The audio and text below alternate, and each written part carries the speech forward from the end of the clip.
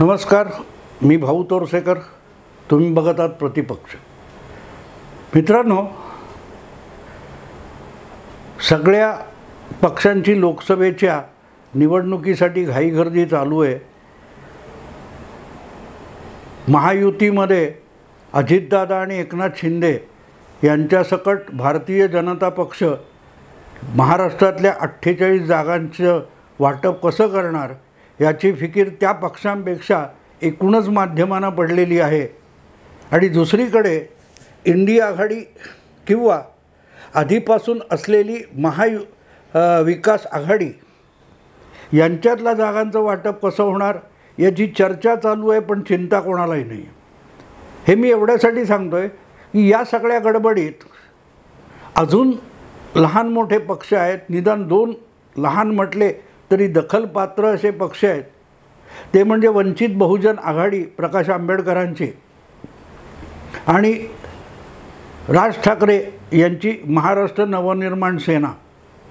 आत्तापर्यंत बघितलं तर महाराष्ट्र नवनिर्माण सेनेने कधी कोणाशी आघाडी केली नाही, युती केली नाही, जागा वाटप केलं नाही, कोणाला पाठिंबा दिला नाही की कोणाचा पाठिंबा घेतला नाही. आणि दुसरीकडे प्रकाश आंबेडकर आहेत, ते प्रत्येक निवडणुकीनंतर जवळजवळ आपला पक्ष बदलतात किंवा पक्षाचं नाव बदलतात. हा इतिहास आहे.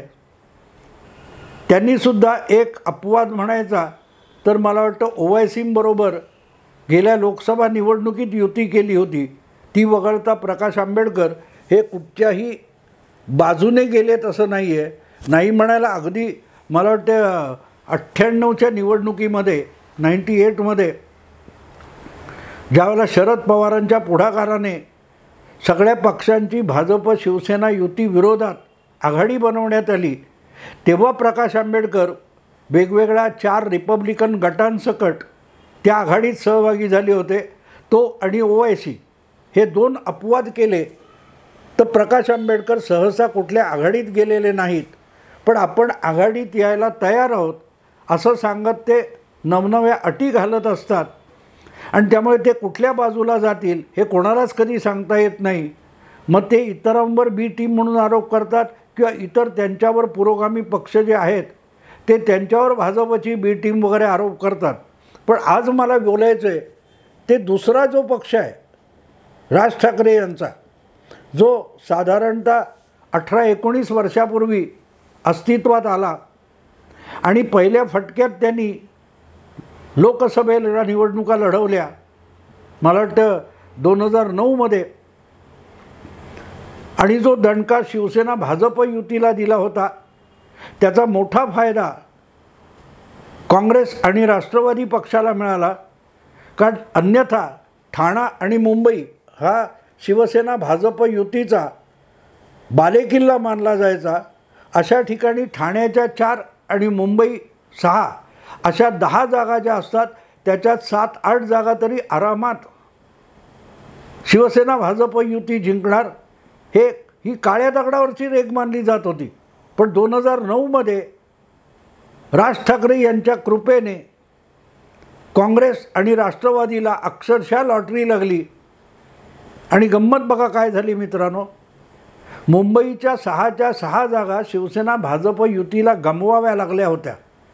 पण तेव्हा मला अजून आठवतं की त्या निकालामध्ये एकही जागा न जिंकलेला महाराष्ट्र नवनिर्माण सेना हा पक्ष सगळ्यात पहिल्यांदा पत्रकारासमोर निकालाच्या वेळेला आला.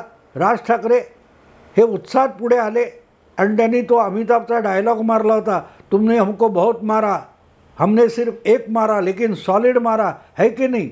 म्हणजे त्यांनी उद्धव ठाकरे यांना टोला मारलेला होता, टोमणा मारलेला होता की मला शिवसेनेतून बाहेर पडायची वेळ आणली आणि मुंबई आणि ठाण्यातून मी तुम्हालाच संपवले असा त्याचा आशय होता.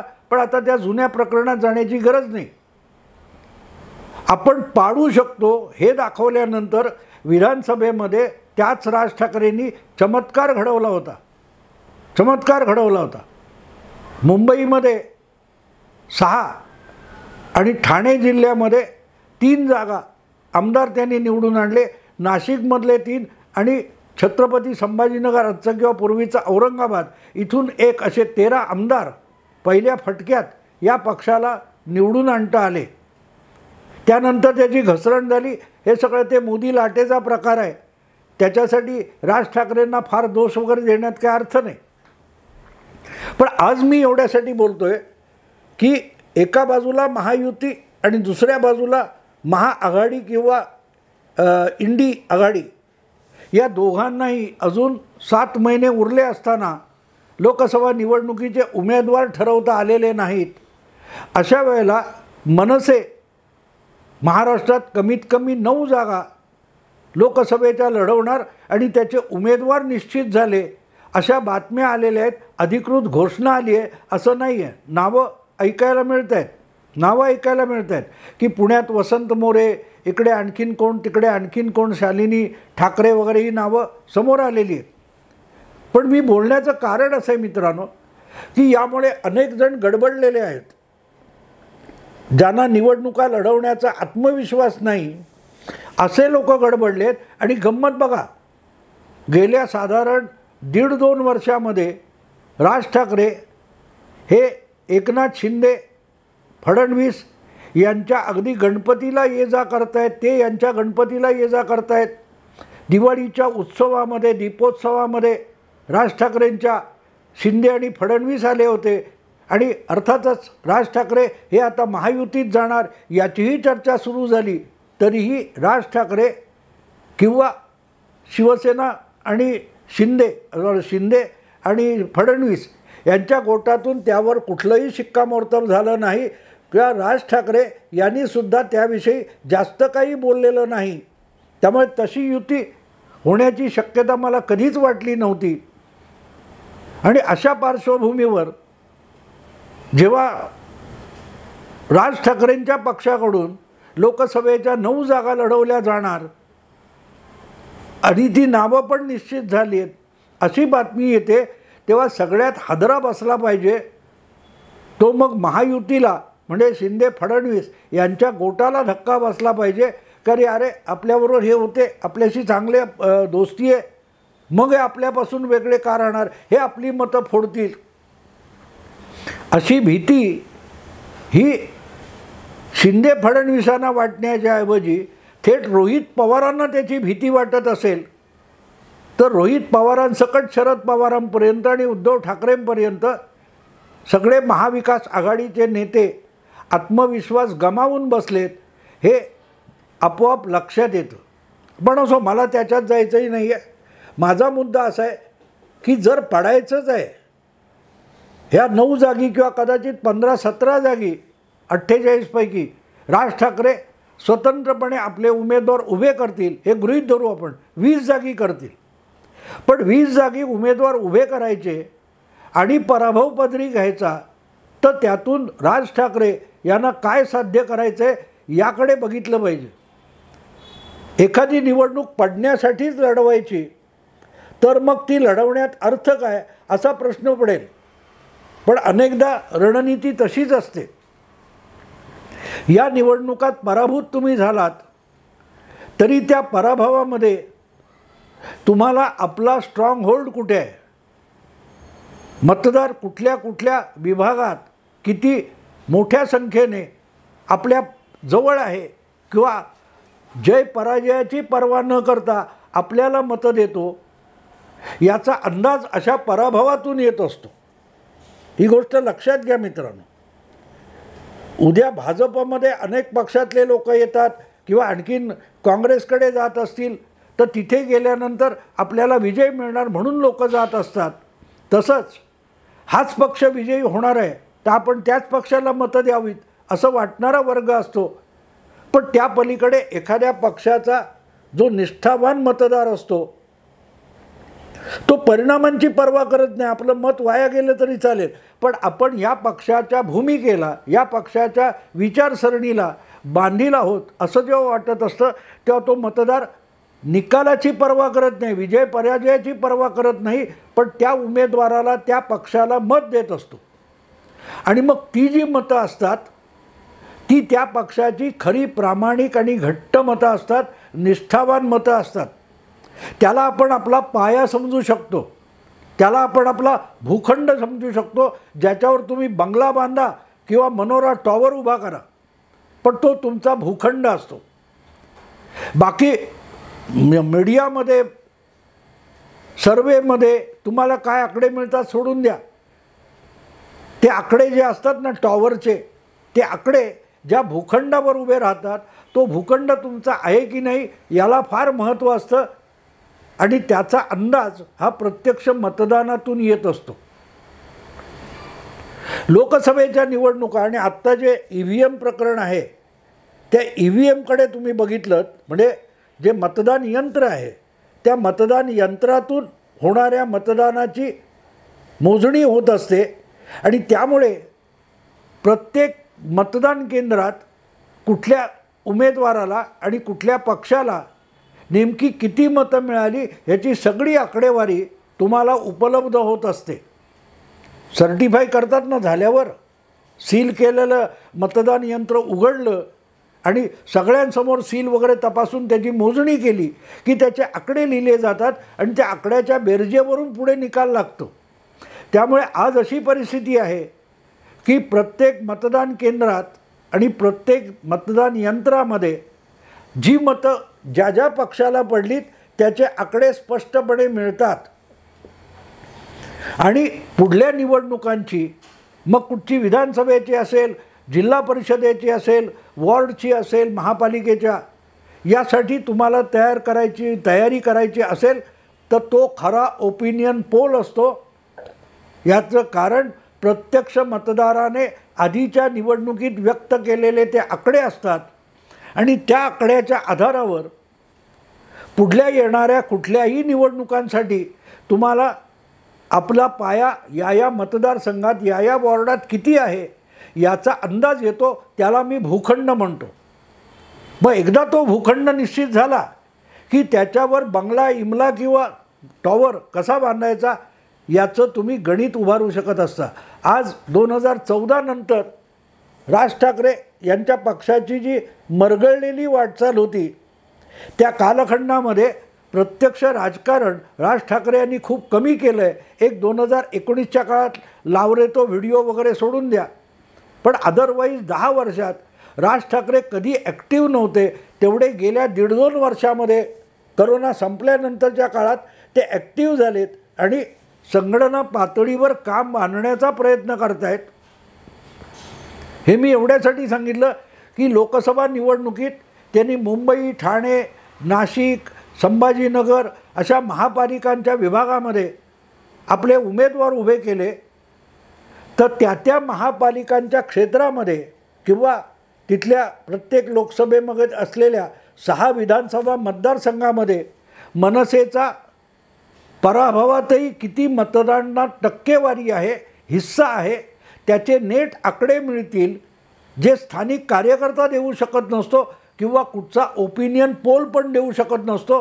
ते नेमके आकडे लोकसभा निवडणुकीच्या निमित्ताने उपलब्ध होतात आणि ते ज्या वेळेला उपलब्ध होतील तेव्हा मग विधानसभा, महापालिका वगैरे वगैरेची रणनीती राज ठाकरे ठरवू शकतील. आणि म्हणून आत्तापासून जे म्हटलं गेलेलं आहे की 9 ठिकाणी उमेदवार पक्के केले, कदाचित 20 जागी उमेदवार पक्के करतील, पण ते पक्के करण्यामागचा हेतू लक्षात घ्या. ती जागा जिंकण्यासाठी ती लढत नाही आहे, पण आपल्या पक्षाची नेमकी ताकद किती आहे हे आजमावून बघायचं असेल तर राज ठाकरेंशी आजपर्यंत एकनिष्ठ राहिलेले त्या विभागातले कार्यकर्ते, पदाधिकारी, स्थानिक नेते, विभागीय नेते यांना राज ठाकरे एक स्पष्ट सांगतील की आपण यातली एकही जागा जिंकण्याची शक्यता नाही आहे. पण आपली खरी ताकद किती आहे, कुठल्या भागात आहे, कुठल्या वॉर्डात आहे, कुठल्या क्षेत्रात आहे, याचं गणित यातून मिळणार आहे. त्यामुळे आपण ती लोकसभेची जागा जिंकतो का याकडे लक्ष देऊ नका. अधिकाधिक मतं देऊन ती जागा जिंकायचे, इतक्या ताकदीनिशी लढा की ज्यातून आपल्याला त्या लोकसभा मतदारसंघात नेमकं किती आपलं बळ आहे आणि त्यापैकी आपलं बळ कुठे केंद्रित झालेलं आहे, कॉन्सन्ट्रेट झालेलं आहे, त्याचा अंदाज येईल. आणि मग एकदा तो अंदाज आला की मुंबईसारख्या शहरामध्ये ज्या 227 महापालिकेचे वॉर्ड आहेत, त्या वॉर्डमध्ये सगळ्या जागा लढवायच्या म्हणून 227 जागे लढवायचं आणि त्यातल्या 100 जागीसुद्धा तुमची ताकद नसेल तर तुमची जी काही कमीत कमी ताकद असते, कमीत कमी साधनं असतात, ती 227 जागी विखुरली जाण्यापेक्षा जर ती 100-125 जागी महापालिका वॉर्डाच्या केंद्रित केली तर अधिक चांगलं यश मिळवता येईल. पण आपली जागा कुठे आहे, आपलं बळ कुठे आहे, आपला प्रभाव कुठे आहे याचा या क्षणी अंदाज ना शिवसेनेला आहे, ना भारतीय जनता पक्षाला आहे, ना वंचित किंवा राज ठाकरेंच्या मनसेला आहे. त्याची खरी चाचपणी किंवा चाचणी ही लोकसभा निवडणुकीत होणार असेल तर ती निवडणूक लढवणं आवश्यक आहे. याचे 2 फायदे असतात की एक तुमचा निष्ठावान मतदार आहे जो विजय पराजयाची पर्वा करत नाही पण तुमच्याबरोबर राहतो, पराभवात सुद्धा तुमच्याबरोबर राहायला तयार असतो, तो तुमचा निष्ठावान मतदार असतो. बाकी परिस्थितीनुसार बदलणारा मतदार हा नंतर येत असतो. जसं तुम्ही बघितलं की 2009मध्ये मुंबईत 6 आमदार राज ठाकरेंच्या मनसेचे निवडून आले होते पण 2014मध्ये येऊ शकले नाहीत. याचं कारण हे असतं की निष्ठावान मतदार तुमच्याबरोबर राहिला पण जिंकण्यासाठी आवश्यक असलेली पुढची मतं जी असतात तो मतदार परिस्थितीनुसार तुमच्याकडे आला होता, तो तुमच्याशी जोडून ठेवण्यात मनसे अपयशी झाली. आणि काही मतदार लाटेवर स्वार झालेला असतो, तो सुद्धा लाटेबरोबर जातो, तसा तो गेला. म्हणून 2014मध्ये आपण जिंकलेल्या 6 जागा मनसेला टिकवता आल्या नाहीत. मुंबईच्या किंवा कल्याणच्या 3 जागा असतील त्या टिकवता आल्या नाहीत. त्यामुळे आजची परिस्थिती अशी आहे. त्यानंतर 19मध्ये तर सगळंच विखुरलं विस्कटलं गेलं होतं. त्यामुळे यातून बाहेर पडून नव्याने उभं राहायचं असेल तर आपली प्रभाव क्षेत्र अगदी छोट्या छोट्या गल्लीमध्ये तुम्ही म्युन्सिपल वॉर्ड घेतलात, महापालिकेचा वॉर्ड घेतलात तर साधारण 27, 30, 35 हजार अशा मतदारांचा असतो. आणि साधारणपणे आपण बघितलं तर 1000 ते 2000च्या गटामध्ये एक मतदान केंद्र असतं. तर त्या 27 वॉर्डामध्ये आपल्या एका वॉर्डातल्या 27,000 मतदारांपैकी जर तुमच्याकडे 10-12 हजार जरी मतं त्या म्युन्सिपल वॉर्डपुरती असतील तर मग तो वॉर्ड तुम्ही प्राणपणाने लढवून पुढच्या वेळेला जिंकू शकत असता. त्यासाठी आवश्यक असलेली पुढची 7-8 हजार मतं मिळवणं हे शक्य असतं. आणि म्हणून ह्या आपले बालेकिल्ले किंवा आपली खरी ताकद कुठे आहे हे शोधण्यासाठी अधिकाधिक लोकसभा जागा पराभव माहिती असतानासुद्धा राज ठाकरे यांच्या मनसेने लढवणं अगत्याचं आहे. त्याचा फायदा कोणाला होईल, तोटा कोणाला होईल याची पर्वा राज ठाकरेंनी करण्याची गरज नाही आहे. महाराष्ट्र नवनिर्माण सेनेने आपल्या पराभवाचा फायदा कोणाला, तोटा कोणाला याची चिंता करायचं कारण नाही.